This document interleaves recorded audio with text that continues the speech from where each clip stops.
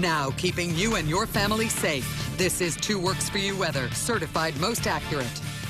If you're headed out to the area lakes, possibly Keystone Lake for today or the next few days, you will enjoy a nice amount of sunshine, a few high clouds, as well as dry weather. We're all going to see drier weather ahead for the next several days. As far as today, beginning the day with what looks like a blank weather map across green country.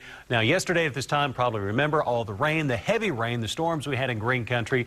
No rain showing up locally this morning. I do want to point out, however, if you're traveling into southern Oklahoma today, there are a few showers that direction this morning. This also includes into the Metroplex. If you have a flight into Dallas this morning, no major problems, but there are some areas of rain nearby.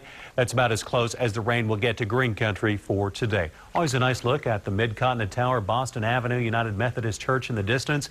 Beautiful morning underway with the temperature in the upper 60s and a north wind at 7 miles an hour. As far as the weather today, not many features showing up as we have mostly clear and quiet conditions expected.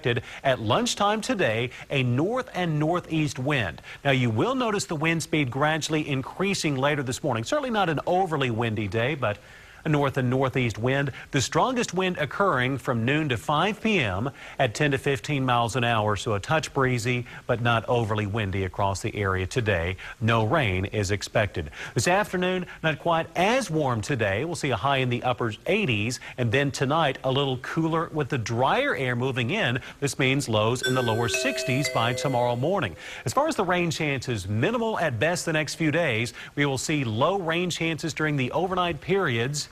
Gradual warming trend will take place toward the weekend with rain chances too slim to mention at this time. Highs nearing 90 again by Saturday. Not bad as we move a little deeper into June. Yep, but definitely starting to look more like summer.